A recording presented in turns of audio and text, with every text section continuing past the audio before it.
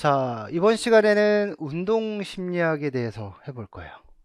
그래서 우리 스포츠 심리학의 여러 이 분야들 중에서 우리가 이제 스포츠 심리학, 운동 제어, 운동 학습, 뭐 운동 발달, 뭐 여러 부분들도 있지만 이제 최근에 이제 스포츠 심리학은 이렇게 운동 심리학 쪽으로 사람들이 무엇을 좋아하고 무엇을 실천하는가 쪽에 많은 관심을 가지고 있어요. 여기 보면 그림의 이 여자분 같은 경우 어때요? 트레드밀을 하는 것 같지 않고 뭐 걷기 이런 거 하는 것 같은데 표정이 굉장히 밝아요. 그러니까 이 지금 하고 있는 활동이 굉장히 즐거운 것 같아요. 이 활동이 즐거운지 아니면 뭐 음악이 즐거운 음악이 나오는지는 잘 모르지만 어쨌든 기분 되게 좋아 보여요. 여기 조깅을 하고 있는 건지 석양인지 일출인지는 잘 모르겠는데 아침 같아요. 어때요? 기분이 좀 좋아 보이나요?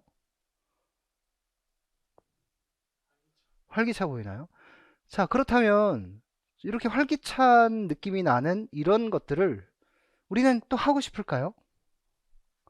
이렇게 미소가 지어지는 어떤 행위를 또 하고 싶을까요? 맞아요. 또 하고 싶어요. 근데 운동이라는 것이 이렇게 마냥 즐겁지만은 않거든요. 또 어떤 운동은 힘들기도 하고. 근데 우리가 그 운동이라는 것에 대해서 느끼는 즐거움을 체험한다면 그 운동은 계속할 수밖에 없고요. 그 운동이라는 것이 우리의 신체적인 정신적인 건강에 긍정적인 도움이 된다면 그 운동을 하게끔 하고 그 운동을 지속하게끔 만들어주는 게 중요하죠. 그런 걸 연구하는 학문이 바로 운동 심리학이에요. 그래서 운동 심리학은 이제 크게 어떤 운동 심리학의 가장 기초적인 부분과 운동의 심리적인 효과. 그러니까 우리가 스포츠 심리학은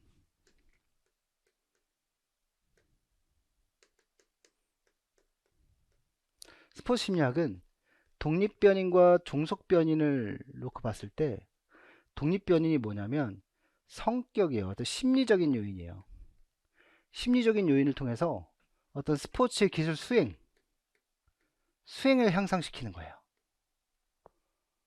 그렇죠? 그래서 심리적인 걸 조절한다는 건 성격, 뭐 불안, 동기, 뭐 여러 가지 어떤 심리적인 요인들을 조절하겠죠. 근데 운동 심리학은 독립변인과 종속변인이 달라요. 무엇을 통해서? 어떤 신체 활동 또는 어떤 수행을 통해서 어떤 효과, 어떤 심리적인 효과를 얻으려고 하는 거예요. 그러니까 운동이라는 것을 통해서 심리적인 어떤 변화가 나타난다 라고 얘기하면 그러면 이 심리적인 변화가 나타난 걸 우리는 또 하고 싶을 거 아니겠습니까?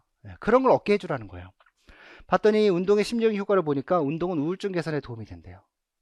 운동은 불안 및 스트레스 감소에 도움이 된대요. 운동은 우리의 정서를 긍정적 정서로 만들어준대요. 운동은 우리의 성격도 좋게 만들어주고요. 운동은 우리의 자아 존중감도 좋게 만들어준대요. 다 좋은 거래요. 다 좋으면 어떻게 해야 돼요? 운동을 실천하게 만들어줘야 돼요. 운동을 실천하게 만드는 이론들이 있는 거예요. 이 실천하게 만든 이론들이 여러 이론들이 있는데 하나의 이론 가지고 하지 말고 여러 이론들을 통합해서 연구하기도 해요. 그걸 통합이론이라고 해요. 그 운동 실천을 했으면 운동 실천을 어떻게 하게 만들어줘야 돼요? 촉진되게 만들어줘야 되겠죠. 예. 이게 운동 심리학의 가장 기본적인 내용들이에요. 첫 번째 내용은 운동 심리학의 가장 기초적인 부분인데요. 자, 운동 심리학 여기서 말했던 것처럼 운동 심리학은 사람들이 운동을 하면 심리적인 혜택을 입을 것이다. 따라서 사람들을 규칙적으로 운동하게 만들어라. 이거예요. 그래서 그렇게 하기 위해서 사람들 신체 활동, 운동, 건강, 체력 뭐 이런 것들이 운동 심리학에서 주로 다루어지는 얘기들인 거죠. 그래서 운동 심리학에서 주로 얘기하는 것들은 분명 운동과 심리적인 정서적인 요인 사이에는 어떠한 상관이 있다라는 거예요. 뭐 분명히 운동을 하면 어때요? 기분이 좋아지나요? 그럴 때도 있고 아닐 때도 있어요? 물어볼게요. 그럴 때는 언제예요? 잘 됐을 때. 잘 됐다는 건 뭐를 가지고 잘 됐죠? 근력을 했는데. 근육이 자기 잘, 뭔가 쫙지는 느낌이 나고, 뭔가 툭 윤곽이 나오고. 근데 잘 안 됐을 때는. 자극도 별로 없고 힘들기만 하고. 그럼 안 하고 싶겠네요. 그쵸? 근데 이제 운동을 지속적으로 해왔던 사람이라면 그런 상황에서도 아 이럴 때도 있으니까 또 다시 해보면 되겠지라고 하겠지만, 운동을 처음 하는 사람이라면 해봐도 별 변화가 없는데 뭐 뭐하러 해, 이렇게 되겠죠. 예. 그래서 이런 연관성을 해봤더니 이게 있대요. 연관이 기분도 좋아지고 자주는 건 좋아지고. 예. 저는 요즘 팔굽혀 맨날 하고 있으니까 이게 만지는 게 습관이에요 이제. 굉장히 만족감이 생겨요. 그다음 둘째, 운동 실천을 유도하고 촉진하기 위한 목적으로 심리학적 원리를 적용하는 것이다. 그래서 운동 지속 실천을 위해서 어떤 심리적인 문제와 심리적인 혜택과 이런 것들을 우리가 따져보면 좋은 거죠. 자, 운동 심리학의 기초적인 부분들 중에서 특히 이제 운동 심리학의 가장 기초적인 부분을 세운 사람들이 이제 모건과 보그인데요. 특히 이제 모건 같은 경우는 이제 빙산형 프로파일이라는 걸로 이제 유명하죠. 좀 이따 설명하겠지만, 우리가 운동을 꾸준히 해온 사람들은 운동을 평소에 잘 하지 않는 사람들에 비해서 좀 더 활력적이다라는 거예요. 그러니까 긍정적 정서는 높게 나타나고 부정적 정서는 좀 낮게 나타난다는 거죠. 그래서 운동을 잘하는 사람들, 운동을 좋아하는 사람들이 좀 더 활기 있고 활력 넘치고 이렇다라는 겁니다. 자, 운동 효과를 보면 규칙적인 운동을 하게 되면 분명히 이 규칙적인 운동은 뭐래요? 인체의 거의 모든 계통에 좋은 혜택이 있대요. 그러니까 운동을 하면 혜택이 생기는 거예요. 그쵸? 그러니까 여기 보면 골밀도도 발달하고 뼈도 단단해지고 근력과 근지구력도 좋아지고 심박출량도 좋아지고 폐확산 효율성도 좋아지고 고밀도 콜레스테롤도 많아지고, 그러니까 고지혈증 떨어지고, 그쵸? 지방량 감소해서 아주 몸이 몸짱이 된다는 거죠. 그러니까 이런 것들은 여러 가지 연구를 통해서 알게 된 상황들이고, 운동이 건강에 분명 혜택을 준다는 건 상관관계 수준이 아니라 인과관계 수준이래요. 그러니까 이게 무슨 말이에요?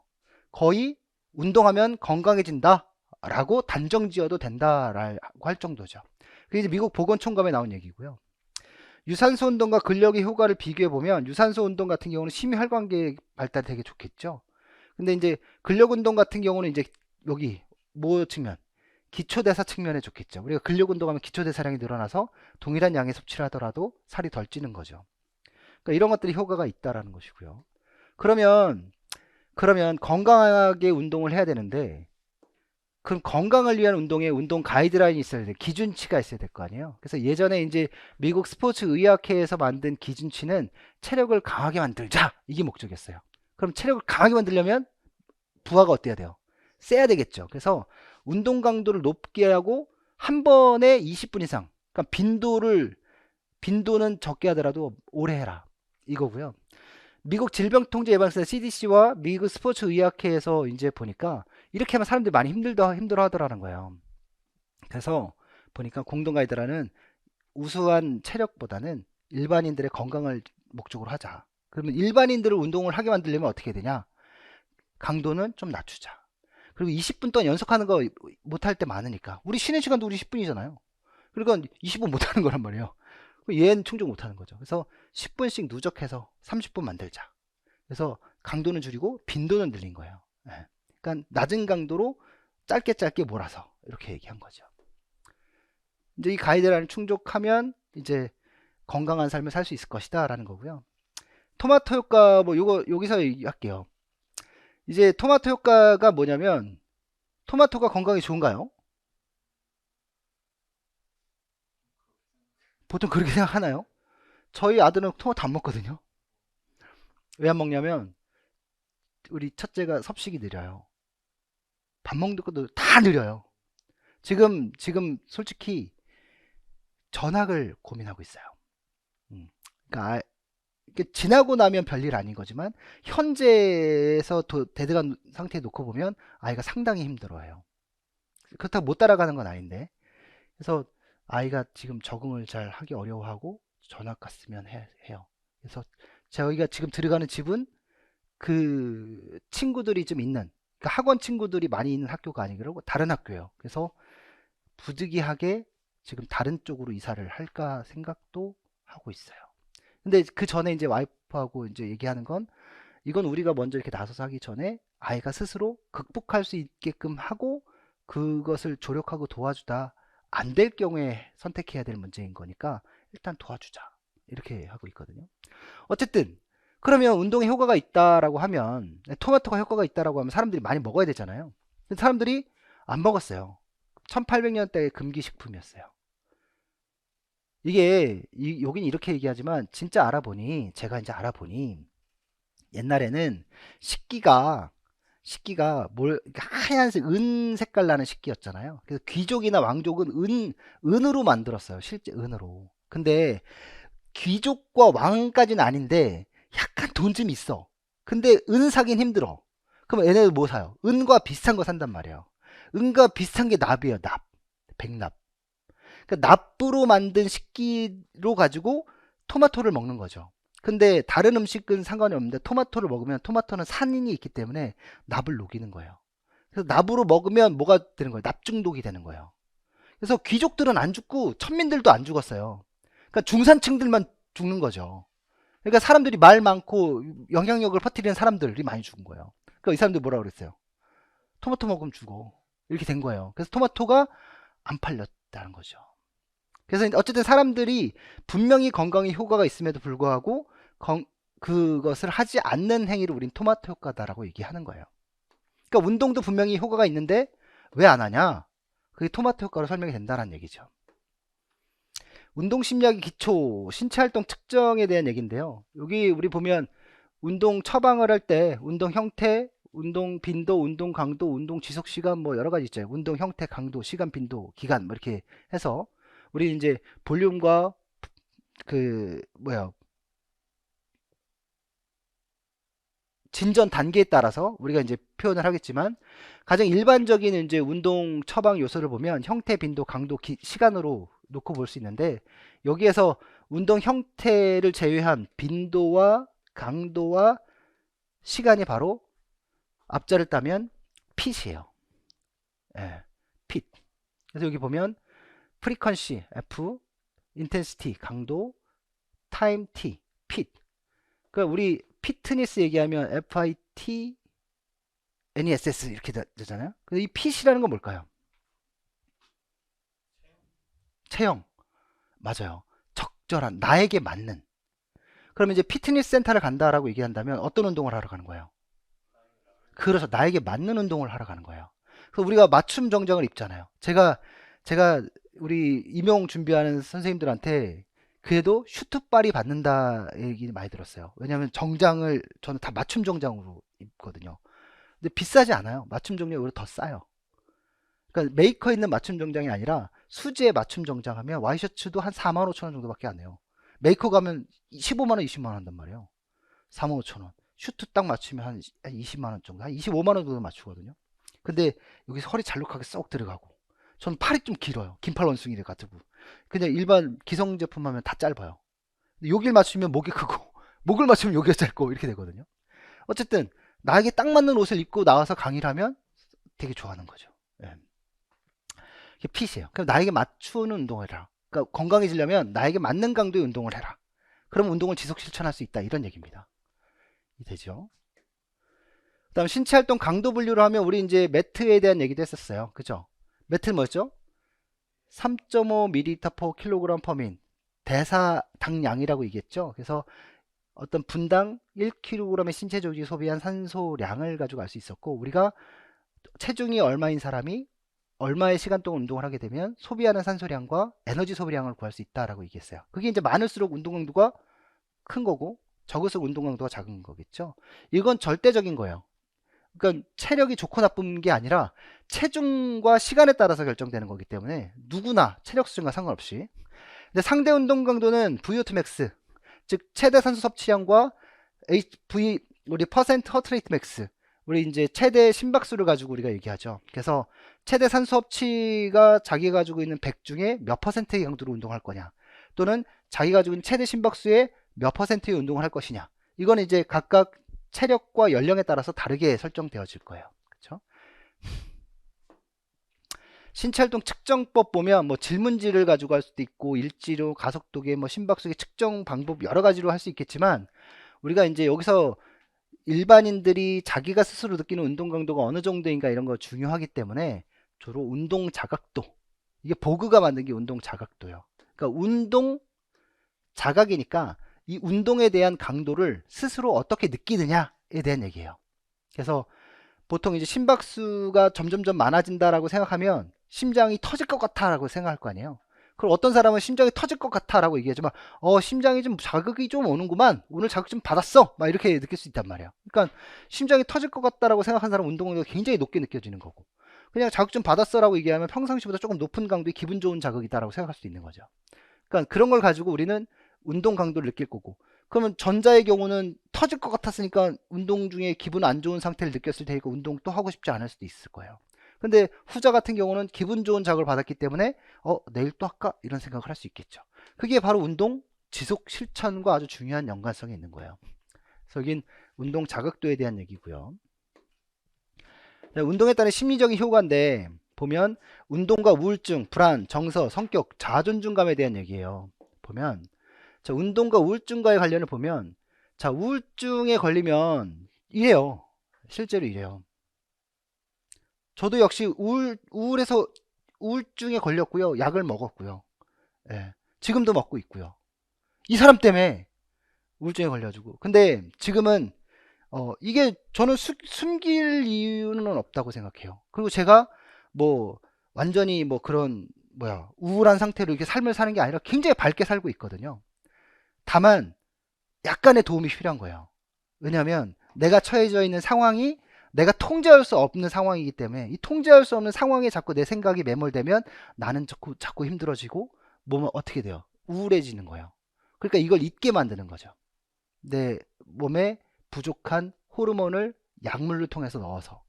그래서 몸에 지금 이제 여러 종류의 약을 먹고 있긴 한데, 그 중에 이제 뭐 중요한 것은 활력을 높이는 이런 약들을 먹고 있어요. 특히 보면 빈곤, 실직, 질병, 이런 특별한 환경 없더라도 발생할 수 있는 이유 없이 슬픈 병이라고 하잖아요. 제가 어떤 일을 경험했냐면요. 제가 캠핑을 한 4년 전인가 5년 전인가 5년 전, 죄송해요, 초등학교 5, 6년 전에 시작했어요. 5, 6년 전에 6년 전 6년 전쯤에 1월 12월이 막 지나간 시기였고요. 그때 아까 얘기했던 12월 1월이면 한 해 매출이 이제 딱 잡히니까 그 해 어떻게 살지 나온다 그랬잖아요. 근데 딱 이제 전년도 기준으로 해서 수입 지출 딱 따져보니까 11월 12월이 약간 아슬아슬한 거예요. 예. 약간 아슬아슬한 거야. 계산 따져보니까. 근데 그러라는 법이 어디 있어요. 근데 이제 내가 뭐 이게 막 매출 떨어지고 막 이러니까 수강생들이 막 안 오고, 그러니까 걱정이 되는 거죠. 올해 어떻게 좀 열심히 좀 해보고 싶은데 이게 한번 마이너스로 이제 하향의 길이 그럼 이게 뒤집기가 쉽지가 않거든요. 근데 밥통이 고장난 거야. 밥통이 고장났어요. 이때 제가 연봉이 얼마냐, 연봉이 1억이 넘었던 상황이었어요. 그러면 밥통이 고장나면 밥통이 한 20만 원에 30만 원 정도 하거든요. 그러면 이거 바꾸면 되는 거예요. 그쵸? 근데 내 심리가, 내 상황이 자꾸 떨어지는 상황이고, 이걸 내가 어떻게든 통제하려고 노력을 하고 있지만 통제가 안 되는 상황이다 보니까 이거를 메꿀 방법이 없는 거예요. 그러니까 이걸 써버리면 여기 12월의 어느 날은 그 크리스마스 즈음이겠죠. 아이들한테 선물을 못 사준다, 이런 생각을 하는 거예요. 그래서 밥통을 못 샀어요. 그리고 1월, 2월 달 2달 가까이를 냄비밥을 해 먹었어요. 진짜 냄비밥을 해 먹었어요. 예. 연봉을 1억을 받는 사람이 12월 달에 2, 30만 원 빵꾸 날까봐 냄비밥을 해 먹은 거예요. 얼마나 바보 같아요. 재밌죠? 근데 저희 아이들은 되게 좋아해요. 누룽지를 먹는다고. 밥 먹고 맛도 맛있어요. 냄비밥에서 끓여서 먹으면 누룽지 생기고. 근데 저는 우울한 거죠. 통제할 수 없는 그런 슬픔으로부터 견뎌낼 수가 없었던 거예요.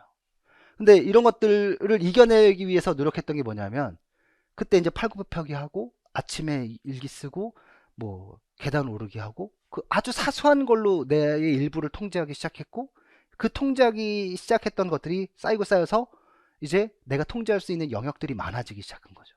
결국 무엇으로 극복할 수 있냐면 운동으로 극복할 수 있는 거예요. 내가 통제할 수 있다.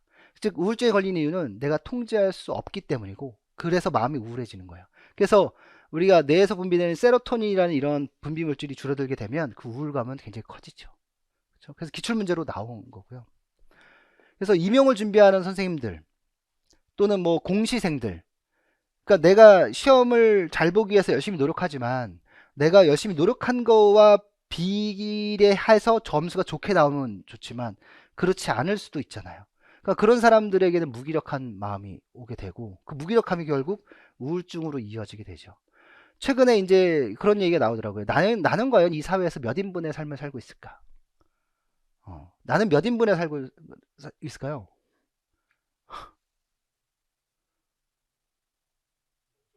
0.5인분. 그러니까 공부하고 있으면 내가 막 밥벌이가 안 되고 월급 못 받고 있으면 내가 1인분의 삶을 못 살고 있을 거라고 생각한단 말이에요.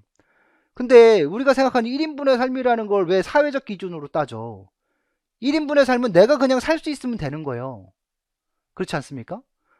내가 살면 되는 거예요. 내가 뭐 구찌 벨트를 메고 뭐 어떤 뭐 명품 신발을 신고 뭐 이러고 다녀야 사람들이 와, 그 신발 뭐요? 뭐, 그 지갑 뭐예요?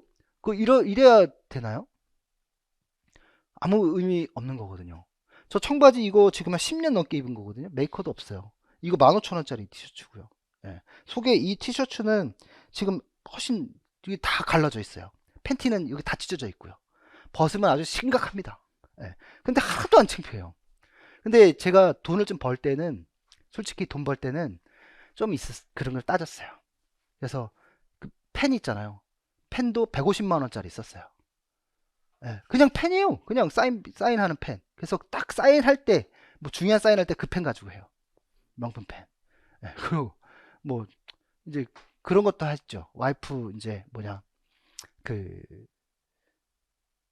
버버리 코트를 와이프 사주려고 명품을 많이 사주진 않았어요. 근데 버버리 코트 살 때 정말 재밌는 일화 여기 가지고 와이프랑 이제 막 싸운 거예요. 재성이 이제 나왔고 얼마 안 됐을 때 막 싸워가지고 기분이 안 좋은 상태로 탁 나갔는데 뭐, 뭐, 뭐 하나 이제 사주기로 했던 기념일 같은 날이었고, 아, 결혼 기념일이었구나. 근데 사주기로 했는데 이미 싸웠고, 서로 기분 안 좋고, 그럴 때 나갔어요. 근데 복장이 어땠냐면, 추리닝에 되게 허름하게 입었고, 와이프도 뭐 눈물 흘리다가 막 이렇게 나와가지고, 얼굴이 화장도 하나 안 할 끼였어요. 백화점을 갔죠. 길 바로 가까이 있으니까. 백화점을 가서 버버리 매장에 들어갔어요. 근데 우리가 이렇게 애기 먹고 초라해가지고 이렇게 오니까 아무도 안 와. 아무도 안 와요. 그래서 여긴 왜 안 오지? 명품 매장인데? 근데 전에는 이렇게 와서 막 하던데. 그래서 불렀어요. 저기요. 그랬더니 에? 이렇게 오더라고요. 기분 되게 나쁜 거야. 그래서 일단 저기요. 저기 와이프 코트 하나 사주려고 한다. 글쎄요? 네, 알았어요. 막 그러면서 코트를 보여주는데 뭐 이게 핏이 있는 게 있고 뭐 벌어진 게 있고 뭐 이렇게 하는데 핏이 딱 이게 이쁘더라고요. 그래서 얼마요? 이거 물어보면 또 이렇게 또 없어 보일까봐 이거 주세요. 딱 그랬죠. 그 와이프가 딱 이렇게 보더니 비싸다고. 딱 이제 거기서 저한테 저를 보는 거예요. 와이프 행동을 보고 저를 계산해 주십시오. 가짜 일십을 딱 했어요. 그랬더니 태도가 달라지더라고요. 예. 갑자기 딱 해가지고 딱 해서 이렇게 딱 주고 아무튼 예. 근데 그런 것들도 중요한 건 내가 이 상황을 어떻게 받아들이냐에 대한 거죠. 중요한 건. 그렇다고 사람이 행복할까요? 전혀 그렇지 않습니다. 아무것도 없이 이렇게 있다고 불행할까요? 아니요. 더 행복할 수 있죠. 자, 운동을 하면 어떤 일이 벌어지냐면 우리 노르아드레날린은 어디서 나와요? 노르에피네프린 얘기하는 겁니다. 신경 말단에서 분비되는 호르몬이죠. 도파민도 나오고요. 세로토닌도 나와요. 다 이게 막 화난 것처럼 얘기하고 있지만 내 몸을 업시키는 거죠. 노르에피네프린 나오면. 그리고 세로토닌 나오면 기분이 굉장히 좋아지는 거예요.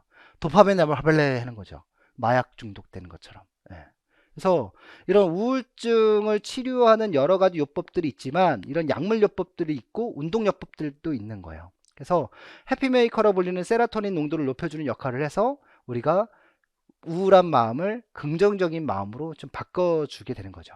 모건은 우울증 환자의 체력 순위 비교군에 비해서 좀 낮다라고 생각을 했대요. 그래서 이런 약물에 의해서 효과가 나타나지만 우울증이 나타난 사람이 우울하지 않는 사람들에 비해서 체력이 약하다는 사실을 본 결과 그러면 운동을 하게 되면 우울증이 감소하겠네. 이렇게 생각한 거예요.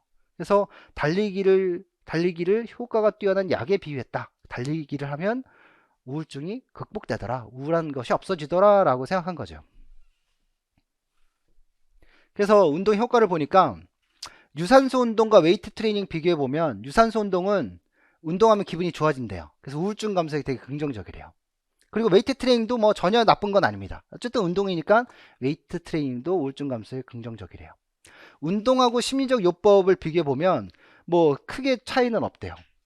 운동과 약물 비교를 하면 당연히 약물이 효과가 좋아요. 예. 그리고 근데 약물이 떨어지게 되면 이게 이제 내가 만들어내야 되는 건데 만들어내는 게 아니라 외부로부터 공급받았던 거잖아요. 근데 운동은 내 몸에서 계속 만들어냈던 거죠. 내가 어떠한 신체적 활동을 통해서 그 내분비 기관에서 반응으로 나왔던 것들이기 때문에 이게 운동을 해서 우울증 감소 효과를 얻었다면 나중에도 계속 운동을 하면 그 효과가 나타나는 거죠. 그래서 운동을 하면 약물보다 운동을 통해서 우울증 감소 효과가 훨씬 더 오래 높게 나타난다는 거예요.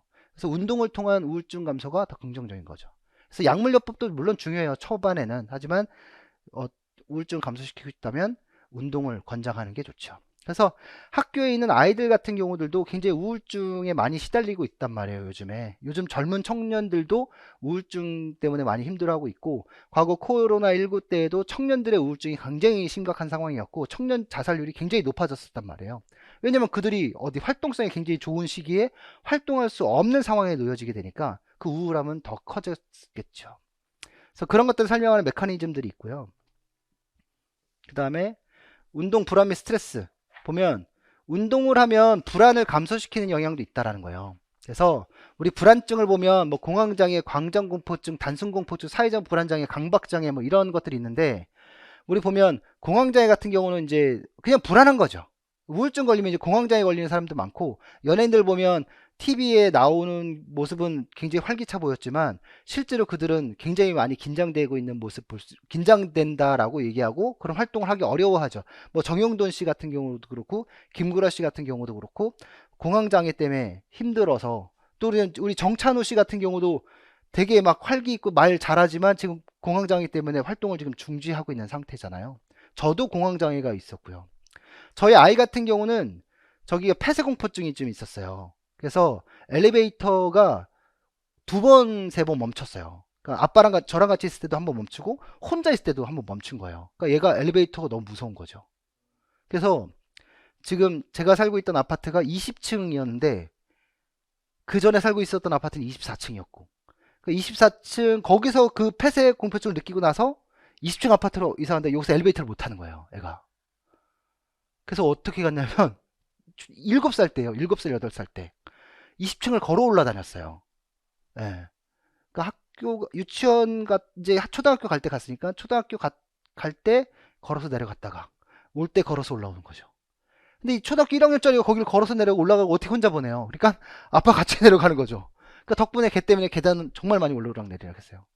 근데 그거를 지금 극복했죠. 그러니까 이런 것들이 생겨요. 그래서 이 불안을 구분해 보면 상태 불안이라는 것도 있고 특성 불안이라는 것이 있는데 지금 그러니까 이런 지금 그 어떤 트라우마 때문에 다른 사람은 그 엘리베이터를 불안하다고 느끼지 않는데 저희 아들만 불안하다고 느끼는 거잖아요. 이거는 어떤 그 아이가 느꼈던 불안, 그만이 느끼는 불안 이런 것들을 우리는 특성 불안이라고 해요.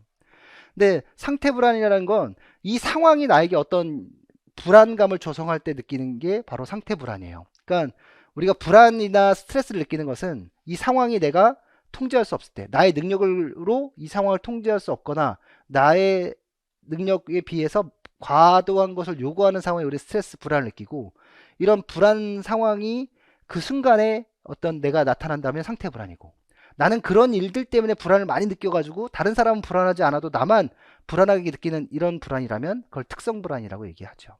그래서 이런 상태 불안 같은 경우는 순간 느끼는 불안이기 때문에 그냥 운동을 하면 가볍게 해결될 수 있는 문제예요. 근데 특성 불안은 성격적인 불안이기 때문에 금방 해결이 되지 않습니다. 그래서 이런 성격을 변화시키기 위해서는 장기간의 운동이 좀 필요하죠. 자, 운동 불안 감소 효과 보면 뭐 유산소 운동이나 무산소 운동이나 여러 가지 운동들이 있겠지만 특히 유산소 운동이 상태 불안 감소에 긍정적인 효과가 있어요. 반면에 무산소 운동은 어때요? 좀 힘을 줘야 되잖아요. 교감신경을 활성화시켜야 되잖아요. 그러니까 약간 불안을 가중시키는 면이 있죠. 예. 운동과 스트레스 보면 스트레스를 받으면 나타나는 증상들인데 스트레스 받으면 어떤 증상 나타나요? 확 부시나요? 아, 두근두근거려요. 맞아요. 스트레스 받으면 두근두근거려요. 왜냐면 스트레스는 내가 교감신경계가 막 활성화되는 상황이니까요. 그래서 교감신경계가 활성화될 때 나타나는 증상들이 많이 나타나요. 그러니까 신체적 증상은 두통, 뭐 속이 뭐 체하고 메스껍고 이런 상황 나타나고, 생리적인 증상은 교감신경계가 활성화되는 증상 정도 나타나고, 행동적 증상은 이거 많이 사 공격성 과잉행동 이런 거 나타나지 않아요? 막 벽치고 막 이런 행동 나타나죠. 그래서 운동 심리학에서든 스포츠 심리학에서도 보든 어쨌든 이 스트레스가 나타나는 것은 이 주변에 놓여진 상황과 나의 능력 사이의 불균형이에요. 그러니까 목표와 능력 사이의 불균형이죠. 그러니까 내가 달성하고자 하는 목표가 나의 능력으로 충분히 할 수 있다고 생각되면 스트레스는 받지 않아요. 하지만 나의 능력으로 그 주어진 목표를 달성할 수 없다고 생각하면 스트레스가 생기는 거죠. 그래서 우리가 생활에서 이런 여러 가지 스트레스들을 당면하게 될 텐데, 이런 스트레스들을 그런 비슷한 스트레스 상황에 놓여지게 되면, 그리고 그 스트레스 상황에 놓여져서 그걸 극복할 수 있게 된다면 일상생활에서 느끼는 스트레스를 잘 이겨낼 수 있지 않겠습니까? 그래서 운동으로 유산소 체력이 강한 사람, 그러니까 운동도 역시 하나의 스트레스인데, 처음에는 운동이 내가 하기 어려워하는 거였지만 운동을 하다 보면 그 운동이 나에게 익숙해지게 되고, 그건 스트레스가 아니라 하나의 즐거움이 되는 것처럼 일상생활에서도 얻는 스트레스겠지만, 그 일상생활에서 얻는 스트레스들이 체력이 약했을 때보다 체력이 높았을 때에 당면하게 되면 그건 스트레스가 아니게 된다는 거예요. 그러니까 체력이 강하면 스트레스를 잘 안 받는다는 거죠. 이게 생리적 강인함 가설 뭐 이렇게 얘기를 하기도 하거든요. 그래서 우리는 운동을 통해서 이렇게 건강한 체력을 만들면, 보세요. 여기 이 사람 보면 건강한 체력을 만들면 어때요? 뭐 같아요?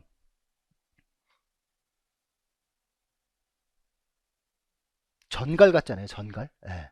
굉장히 막 강한 모습을 보이지 않습니까? 예, 이런 게 느껴지죠. 운동과 정서 개념 보면, 정서 같은 경우는 이제 뭐 우리가 뭐 가지고 있는 생각들이죠. 뭐 기쁘고 슬프고 아프고 뭐 활력 있고 뭐 이런 여러 가지 것들이고, 감정적인 것들은 뭐 긍정적인 감정도 있을 테고 부정적인 감정들도 있을 테고 뭐 여러 가지 요인들이 있을 겁니다. 근데 운동을 하게 되면 우리의 정서가 어떻게 되냐라는 거예요. 그래서 운동을 통해서 정서적 변화가 어떻게 나는지를 알아보는 방법이 범주 모형과 차원 모형이 있어요. 그래서 범주 모형은 특정 어떤 범주에 이제 정해놓고 그 정서를 알아보는 건데, 대표적인 게 긴장, 우울, 불안, 활력, 피로, 혼동, 이 6가지 범주예요. 그 중에 긴장, 우울, 분노, 활력, 피로, 혼동 중에 긴장, 우울, 분노, 피로, 혼동은 부정적인 요인이고요. 활력은 긍정적인 요인이란 말이에요. 그래서 이게 이제 운동을 한 사람과 하지 않은 사람을 비교해 보면, 운동을 한 사람은 이 활력이 높게 나타난다는 거예요. 긍정적 정서가. 반면에 부정적 정서는 낮게 나타나는 거죠. 그렇죠? 차원 모형에서는 두 가지를 가지고 얘기해요. 활성 차원과 유인가 차원으로 얘기해요. 그러니까 활성 차원은 이게 활성됐냐, 각성 수준이 높으냐 낮으냐, 그러니까 이완 상태냐 흥분 상태냐 이런 걸 얘기하는 거고, 유인가 차원은 이거를 하고 싶으냐 안 하고 싶으냐인데, 결국 유인가는 내가 좋으면 하고 싶은 거죠. 유쾌하면 계속 하고 싶은 거고, 불쾌하면 하기 싫은 거거든요. 그래서 내가 지금 이게 좋은지 싫은지 유쾌한지 불쾌한지, 그리고 내 몸의 활성 차원이 긴장됐는지 아니면 이완됐는지, 요걸 가지고 내가 정서를 알아보는 방법이에요. 그래서 먼저 차원 면에서 바라보면, 여기 지금 X축은 유인가 차원이고요. Y축은 정서적인 활성 수준인데, 여기 맨 왼쪽 부분을 보면 활성도는 낮고 굉장히 이완돼 있고, 유인가 굉장히 불쾌해요. 그러니까 내가 굉장히 다운됐는데 불쾌해요. 어떤 상태겠어요? 기분 되게 나쁜데 힘은 빠져. 이런 상태예요. 굉장히 우울하고 뭐 슬프고 막 뭐 이런 처지는 거죠. 완전히 반대. 완전히 지금 기분 되게 좋아요. 막 업됐어요. 이런 상태. 이게 조울증이죠. 왔다 갔다 이런 사람이. 굉장히 업돼. 이거 어떤 사람이에요? 우와! 이명시 확 깨서 우와! 다 깨서 이런 기분이죠. 굉장히 막 흥분되고 활기 넘치고. 이쪽 보고 있어. 유인가 불쾌한데 굉장히 막 흥분됐어. 어때요? 죽여버리고 싶은 막 이런 거죠. 긴장, 분노하고. 반대로 이쪽 활성은 낮은데 기분은 좋아. 아, 사우나 가가지고 따뜻한 물에 들어가서 이러면 기분 되게 좋잖아요. 그쵸? 이런 거예요. 그래서 운동을 하면 내 기분이 어떤 쪽으로 가냐면 낮은 쪽에 딱 이렇게 올라간단 말이에요. 근데 운동 강도 높아지면 아 힘들어 씨 그만하고 싶어 이렇게 된단 말이죠. 그러면 다시 이제 이렇게 돌아오는데 그 운동 중에 여기 걸 느끼는 게 좋냐 여기 걸 느끼는 게 좋냐라는 거예요. 여기 걸 느끼는 게 좋겠죠. 그럼 또 하고 싶겠죠. 왜냐면 되게 좋은 느낌들을 얻었잖아요. 그러니까 또 하고 싶은 거예요. 그게 이제 운동 심리학을 공부하는 이유예요. 여기 보면 운동과 정서의 관계인데 이게 빙산형 프로파일이에요. 여기 이제 빙산이죠. 바깥에 나온 건 조금인데 속에 되게 많잖아요. 그래서 되게 우울해 보이죠. 침울해 보여요. 그러니까 엘리트 선수는 빨간색이고 노란색은 비우수 선수인데 지금 빨간색이 용기, 활력, 이게 활력이 있거든요. 활력이 비우수 선수에 비해서 되게 높게 나타나죠. 그러니까 이런 것들이 이제 긍정적 정서가 부정적 정서보다 높고 일반인 선수들에 비해서 운동 선수들이 더 높은 수준의 활력을 보인다라는 얘기입니다. 그 다음에 뭐 운동의 여러 특별한 현상들도 있고요. 몰입. 음. 몰입을 보면 몰입은 뭐냐면 요거를 좀 볼까요? 요거 특별한 런너스 하이. 지금 이 분을 보면 뭐가 느껴져요? 약간 19금인가? 약간 19금인가? 굉장히 지금 뭔가 즐거워 보여요. 그리고 눈을 감고 딱 느끼는 걸 보니까 뭐가 자아가 도취가 된 듯한 뭐 이런 느낌이 느껴져요. 그래서 여기 달리는 것은 힘들고 스트레스 받을 만한 것일 수도 있는데 이 순간이 너무나 행복한 거죠. 이 세상과 다른 어떤 나만의 세계 속에 있는 것 같은 이런 느낌. 이게 러너스 하이예요. 달리기를 하면서 느끼는 극한의 쾌감이죠. 이런 것들을 우리는 몰입으로 얘기를 해요. 그래서 인간이 어떠한 과제에 몰두할 때 있게 된 전체적인 감정들, 몰입되었을 때 주로 언제 몰입이 일어나요? 완전 집중할 때. 지금도 몰입하고 있는 상태고요. 저는 완전 몰입하고 있는 상태고요. 제가 완전 몰입하고 있는 상태이기 때문에 뭐가 안 보여요? 아, 시간도 안 보여요. 시간 보여요. 계속 보이니까. 시간은 보이는데 사람이 안 보이는 거죠. 사람이. 저는 말을 잘 못해요. 말을 잘 못해요. 그러니까 제가 이제 뭐 사람들하고 술 마시거나 이러면 말을 하는 빈도가 좀 적은 편이에요. 주변 사람들에 비해서. 그리고 농구팀 가면 거의 말 안 해요. 다 말하고, 그 카톡이나 이런 데 보면 거의 말 안 해요. 잘 말 못 하겠어요.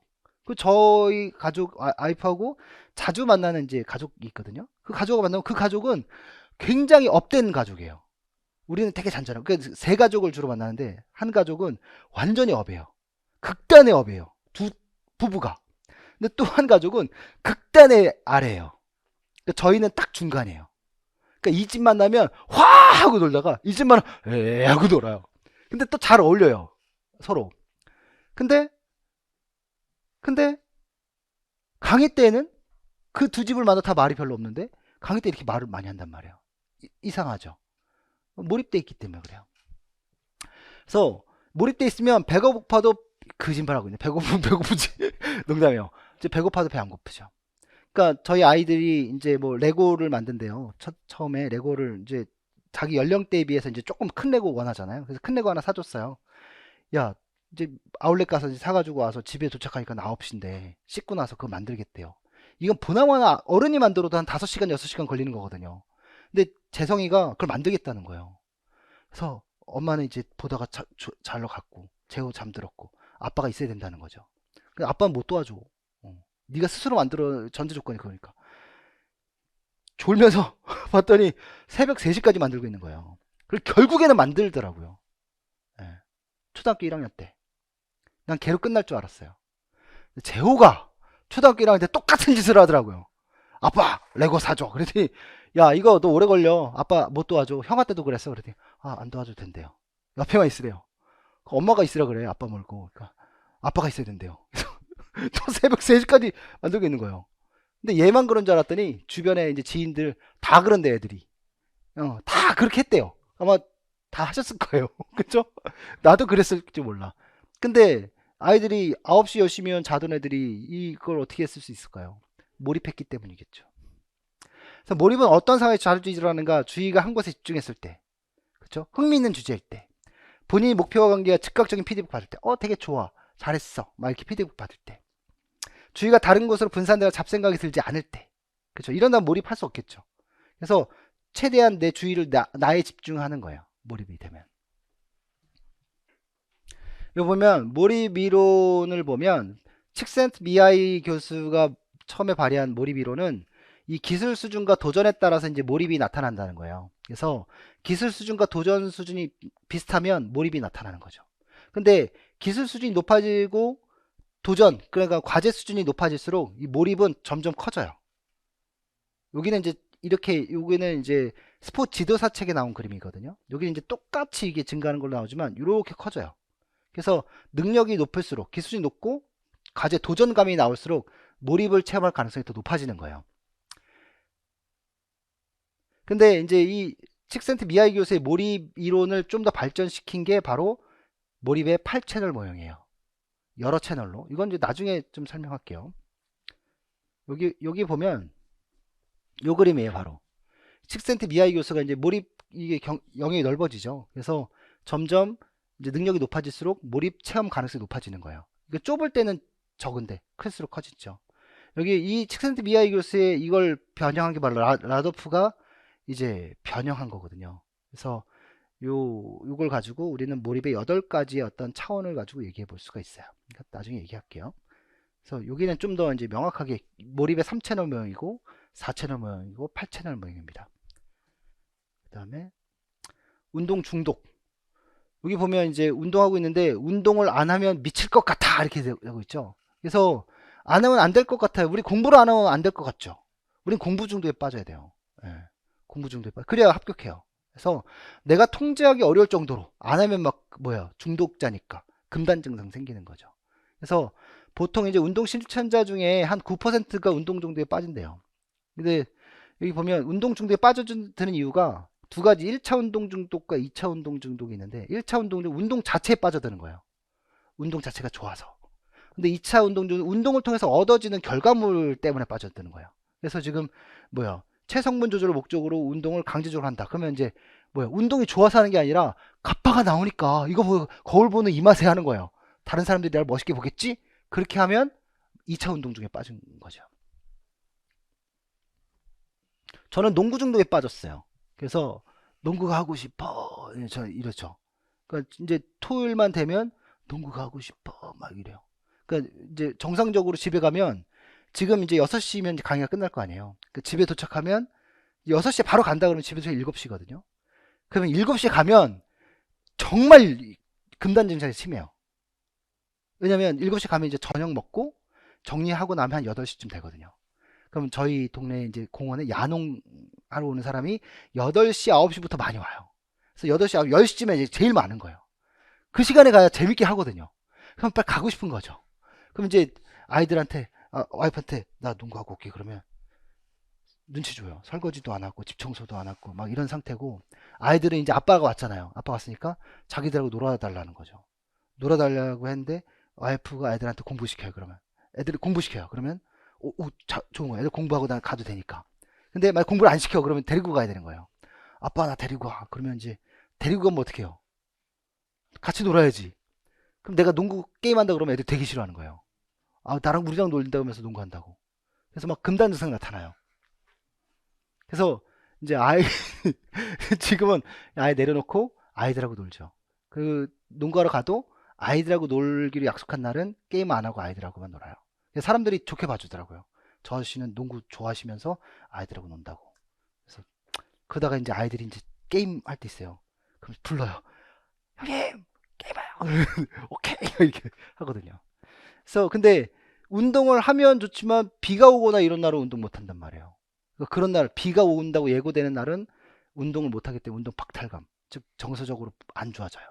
그래서 이 운동 중독을 연구하는 이론에서 운동을 할 때는 상태 불안이 낮아져서 기분이 좋은데 운동을 못 한다고 생각되는 상태 불안이 상당히 높아지게 나타나죠. 그래서 이 정서 조절 가설에서 운동 중독에 빠진 사람들, 또는 운동은 사람들의 감정을 기분 좋게 만들기도 하고 기분 나쁘게 만들기도 한다는 거죠. 그러니까 운동을 하면 기분이 좋아지니까 운동을 하겠어요, 안 하겠어요? 하겠죠. 그럼 운동할 때 어떤 기분을 느끼게 만들어줘야 돼요? 기분 좋은 감정을 느끼게 만들어줘야 되는 거예요. 성격적인 부분. 운동은 성격적으로도 굉장히 긍정적으로 만들어준대요. 여기 이제 낙관주의, 뭐 성격적 강인함, 그릿, 뭐 그릿 한참 이제 유명했죠. 미국 웨스트포인트에 있는 그 사관 생도들이 어떻게 그것을 견뎌내고 이겨내느냐. 그들이 가지고 있는 그런 것들은 어디서 만들어지는 것이냐. 그들의 끈기와 열정으로부터 만들어진다라고 했던 건데요. 그러니까 이런 것들을 가지고 이제 결국에는 성격이 어떤 성격이냐. 특히 그립 보면 궁극적인 목표를 성취하기 위한 인내력과 열정을 의미하는데 향상을 중시하는 태도, 그 다음에 회복 탄력성, 내적 동기, 끈기, 이런 것들이 모여져서 결국엔 어떠한 성공의 결과물들이 만들어진다라는 거예요. 그러니까 동기도 중요하지만 끈기도 굉장히 중요하다라는 거죠. 그렇죠? 그래서 가끔 가다 보면 그런 그림 같은 거 보여요. 양쪽에서 둘이서 막 펌프질을 해요. 아니면 도끼로 땅을 파서 금을 캐요. 근데 이쪽 왼쪽의 사람은 얼마 안 캤는데 금이 나왔어요. 금이 아주 조금 나왔어요. 그래서 금을 가져가요. 근데 나는 깊이 파는데도 금이 안 나와요. 그러니까 어떻게 해요? 저 사람은 조금 가져가서 성취를 했고 나는 깊이 파도 성취를 못했어요. 그럼 나는 해도 안 되나 보다라고 생각할 거란 말이에요. 그리고 포기하고 가는 사람들이 많겠죠. 근데 그것을 외부자의 관점으로 바라보면 이 사람이 파고 있는 그 얼마 안 있으면 조금 밑에 어마어마한 양의 금이 매장돼 있는 거예요. 그럼 그걸 포기한 사람은 그 어마어마한 금을 획득하지 못했지만 끈기 있게 파고 나간 사람은 그 어마어마한 금을 획득하겠죠. 임용시험도 마찬가지예요. 네. 특별히 뭐가 대단한 건 아니에요. 제가 그 UDT 훈련하는 그 촬영을 해서 UDT 그 훈련을 하는 모습을 생생하게 카메라에 담은 내용을 봤어요. 근데 저는 이제 스킨스쿠버를 해봤거든요. 그래서 스킨스쿠버를 하면 물속에 들어가서 마스크를 이렇게 이게 레귤레이터로 호흡기 꼽고 마스크를 이렇게 벗어요. 벗는 훈련을 해요. 왜냐면 이게 벗겨질 수도 있잖아요. 그럼 호흡을 하면 입으로만 호흡을 해야 되는데 이게 숨을 코로 쉬는 게 익숙해지다 보니까 같이 들어가요. 그럼 이 숨을 쉬면 이게 들어가니까 수심 10m 밑에서 이게 같이 들어가니까 물 속에서 물을 먹는 거예요. 그 짠물을. 그러니까 막 죽을 것 같더라고요. 빨리 올라가다 뭐 근데 막 죽을 것 같죠. 근데 그 훈련하는 거 보니까 어떻게 하냐면 마스크 여기다가 물을 채우더라고요. 물을 채워요. 이러고 밥을 먹어요. 여기다 이렇게 물을 꽉 채우고 난 다음에 밥을 먹고 이러고 생활을 하는 거예요. 그리고 이제 물속에서 막 수영도 못하는 사람들을 물속에 놓고 막 훈련을 시키고. 근데 거기서 첫 장면에 진짜 찐따 같은 애가 있었어요. 아, 쟤는 제일 먼저 포기할 것 같다. 진짜 찐따 같고 사람들한테 굉장히 계속 욕먹고 계속 막 나고대고 막 이런 애였거든요. 근데 정말 강인한 것 같고 막 이런 사람들이 미리 나고내고 걔는 끝까지 간 거예요. 그래서 수료했어요. 어. 그럼 끝까지 남은 그 사람은 뭐냐? 매일마다가 자기 한계를 넘어서야 하는 그 고통 속에 있었을 텐데 그걸 이겨낸 거예요. 그리고 성공하는 거죠. 그래서 사람은 바닥을 쳐봐야 돼요. 그래야 자기 한계를 알고 그리고 그 바닥을 넘어서 또 다른 나를 만들어낼 수 있어요. 임용시험에 합격하는 방법은요. 지금 현재 내가 임용시험에 합격하지 못했다라고 얘기한다면 그리고 임용시험에 내가 떨어졌다고 얘기한다면 그거는 운이 나빠서가 아니라 나의 한계가 불합격자의 영역에 있는 거예요. 그러면 그것을 합격자의 영역으로 가기 위해서 한계를 극복해야 돼요. 그게 바로 합격으로 가는 지름길이에요. 그리고 긍정 에너지를 가지고 가셔야 돼요. 그게 운동심리학과 스포츠심리학을 공부하는 이유예요. 우리가 뭐 최상의 퍼포먼스를 하겠습니까? 우리는 최상의 심리를 갖고 최상의 멘탈을 갖고서 공부해야 되는 거죠. 그런 멘탈을 갖고 학생들을 대해야 학생들도 그 강인한 밝은 멘탈에 선생님의 감화를 얻게 되고 또 밝은 미래를 설계하겠죠. 그렇지 않겠습니까? 오늘 여기까지 할게요. 수고하셨습니다.